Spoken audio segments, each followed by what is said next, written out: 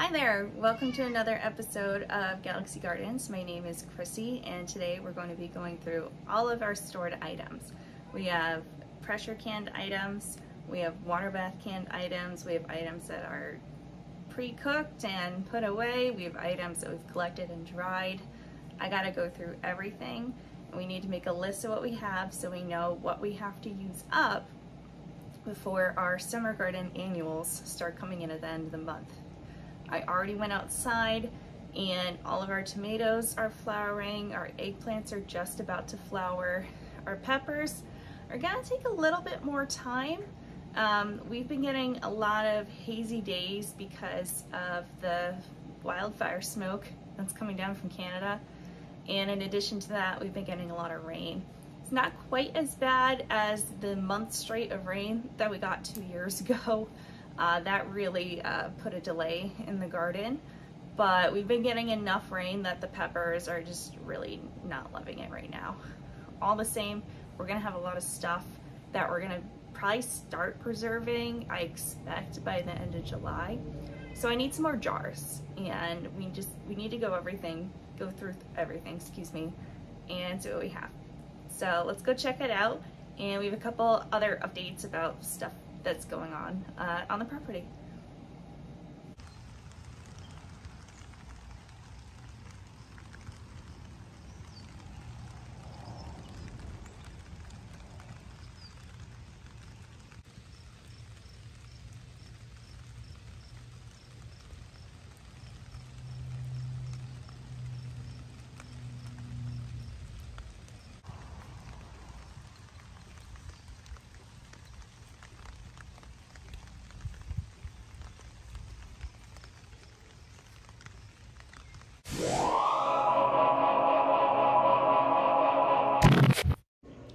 You can see here we have a cat. It's been following me around. Let me go through of course there's stuff that we've bought, but all back here is stuff I've canned. This whole bottom level, let's see if I can even get that. It doesn't even go back all the way. This stuff I've canned. And here, there's just a wild collection of teas that I've made. And I ran out of room in here, so let me show you our other spots that we have stuff going. Okay, spot number one, we have some strawberry pie filling in here.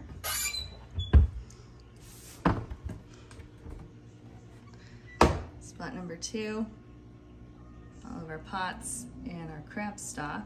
And then let me show you spot number three. Down here we have some pressure canned meats. We have a couple beef and one chicken in there. Some more, oh, those are strawberry preserves and tomatoes. And then this is where we keep our onions and garlic. We already took all our garlic out, but we'll be filling that back up soon. We have one more place we're gonna check out. I'm not counting this as like an official storage area because our jars are gonna be staying down here. It's the best place for them until it's time to use them, but check this out. So welcome to my creepy basement where I keep my tents. Over here we have our pressure canner, and this last space I was telling you about is our egg storage. So we have 9 jars currently of eggs that are water glassed and just staying in here till we get to use them. I do notice this one right there, it's a little bit of a cloudiness to it, which is a little sketchy, so we're gonna check that out. They should all be crystal clear like this, but we're just stocking up until the winter. And I think last year we went through over 12 of these 2-quart containers, which is a lot of eggs to go through during the winter when our egg production slows down. So, looks pretty good. With that, let's go back upstairs. I'm gonna pull everything out and then we'll meet back up and see what we got. Here we are. This is everything, not including things in the fridge, things that are still drying. For example, I have a whole pile of stuff drying over there, but bring it back here. Goodness. All right. So you can see we have maple syrup, strawberry preserves, varying jams. It's our tallow and our fermenting garlic honey, seasoned salt. I really did not get through as many tomatoes as I thought. 2, 4, 6, how many is that? It's like 9 jars left. We have our lilacs, which we need to filter out. They can stay in there, I just like it for ease. Sugar, things I forgot that were in there, spice beets, some more pickled red onions, sweet radishes, dilly beans. We have some more cowpeas and mayflower beans back there. Got a different angle you can see. We have popcorn, dent corn, and some triticale.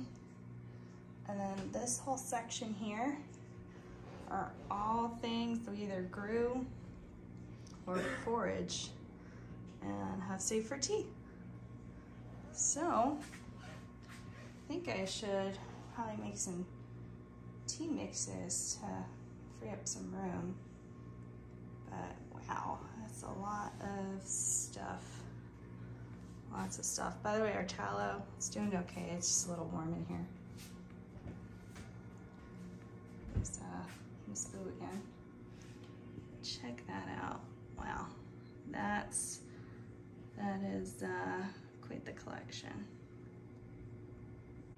I'm gonna go ahead and make a tally of everything we have, and then maybe we can start brainstorming some ideas of how to use this up.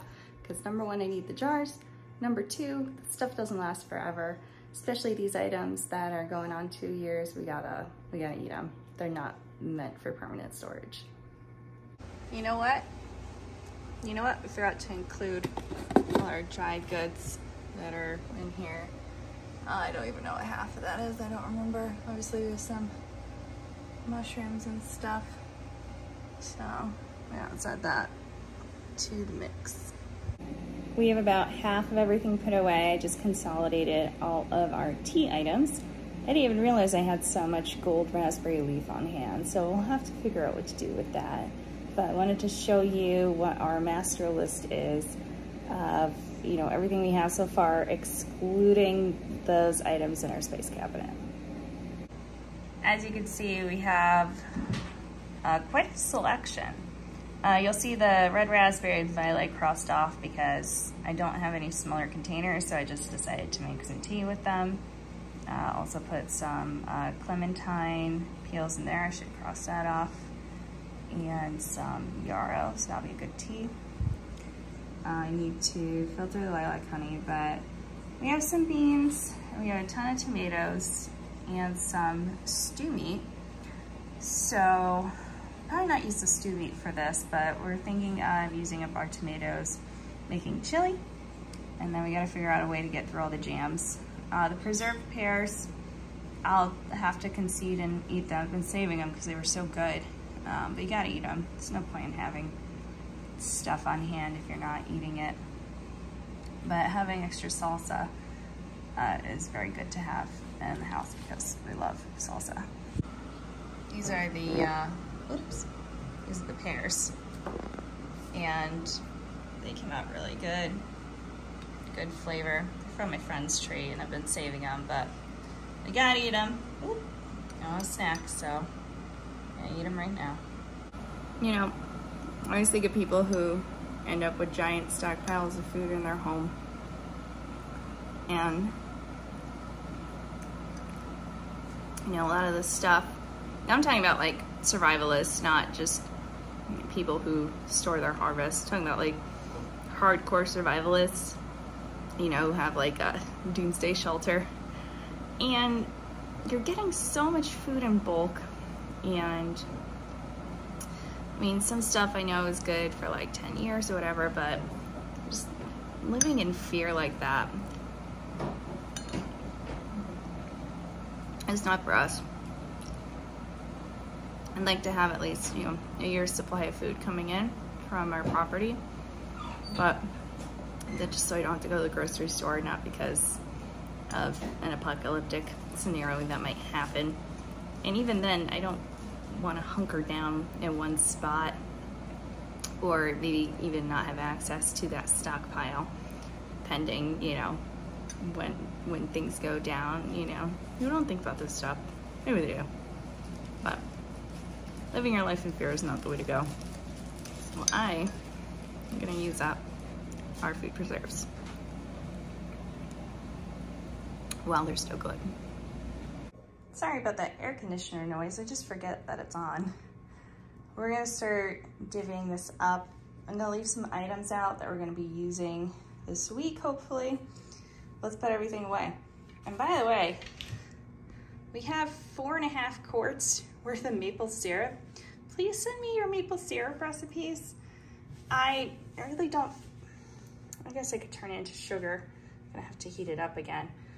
But I'm just gonna have to start using that as a sugar substitute because we have a ton of syrup, which is good. I have no complaints. We probably don't even need to tap the trees this winter, but if you have any creative ways of using up these items, let me know. I like new recipes. And if you have questions about the corn, we're just gonna be milling all of it. So nothing fancy. Right, Boo? Boo approved. Thank you, dear.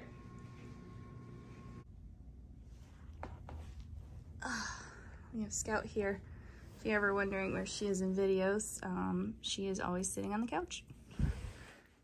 She's not one to be in the face of action like Boo is, but she's very active in other parts of the house, so just thought we'd say hello. I want to show you something kind of silly, but I enjoyed it, so it's making it onto the video. What do you think of my bean tower? These are actually from a bag I got at the store, but I figured if I'm changing containers for all of them, I might as well change it for that too. So now instead of a bag and 3 big jars, got 4 soup containers stacked. Save some room. That about does it for going through all of our inventory. Of course, I didn't include everything in the freezer. That's okay. I wanted to take you outside to give you an update on what's going on out there, so let's go check it out. We picked half our garlic today. We got it cleaned up. Now I gotta go ahead and grate it up to here, but so far looking okay. And this isn't even our best bed. It's been downpouring all day, so we got a very brief break getting some sun. So we got most of this with some potato onions still coming in. And I don't know if I'll get to this today. This is our other garlic bed, which will definitely have bigger heads of garlic. But that's all we gotta do. Probably get to that another day. Now that we're back inside, I want to give you an update about something we've been posting on Instagram with our elderberries. We didn't let them make berries this year. Instead, we collected all the flowers to make a sparkling wine, and it's finally time to taste test it. So let's spin this camera around and I'll show you what we got. Here's one of the jars that we made. We actually have some 2 converted limoncello jars. My dad gave us some limoncello last year. So we drank them, and those seem to be actually working better than these mason jars. You can also see some stuff in the back I haven't tried yet, so we're gonna taste test that later off camera. But it's got a beautiful color to it. So we put elderberries, cut up lemons, sugar, and dried lilac. Might be forgetting something, maybe not. Maybe a little honey, and we let it ferment. And in the recipe, it only has you do it for a few days before transferring it to the fridge. Oh no, you let it ferment for a few days, strain the mixture, and then let it continue for a week, excuse me, and then put it in the fridge. So we actually let this go for 2 weeks on the counter because that was a recommendation from Greg. There's some kind of nasty stuff on the outside of there. I don't know what that's from. But it's finally ready. Put it in the fridge last night, so let's pour some out. Look at that, great color. Let's try it. Okay, we have our beverage here. The recipe I used, I recommended to put it over ice. That's what I did. And it did get very carbonated as it was going through the fermentation process. So I'm hoping, since I put it in the fridge, it retains some of that carbonation. I noticed in one of the other jars, the kind of really active carbonation that we had really significantly dropped down. I don't know why. Usually when we make fermented items, Greg has the recipe. So this is just a recipe I found. So let's try it. Nice and cold.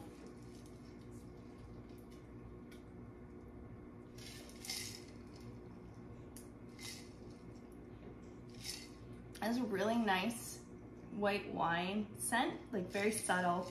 Definitely not as boozy as wine. It's nice floral scent, really good clear color. At the bottom of this jar, there's some leftover yeast. So if you're making this at home, just don't pour it out all the way. Just leave that bottom like ½ inch in there. You don't want that nasty stuff. But this is honestly pretty good, very refreshing.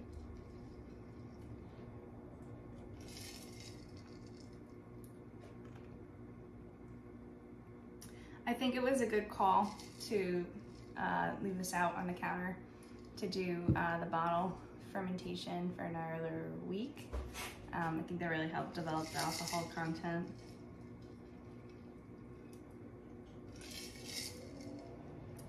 Yeah, it's very lightly carbonated. That's so weird. So like every day when I was burping either the mason jar or those, I'll just pull it out in a minute. These limoncello containers, there was so much gas buildup that you would get, a very audible pop when they would open.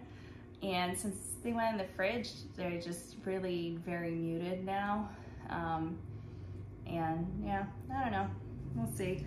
I could always force carb this if we made a really big batch of this, but it's kind of cool. I've never made a fermentation from just like flowers before, flowers and sugar, so I thought that was pretty cool. And even putting the lemons in it, that didn't like kill off anything. Like we had a very active fermentation within like 48 hours. Probably 24 hours, but I was like, let me leave it. It was bubbly, but it was like definitely by the 48-hour point, it was really going, but really good.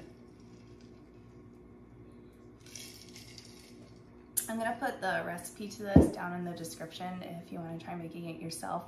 But let me go grab one of the limoncello bottles and I'll show you what I'm talking about. Okay, so.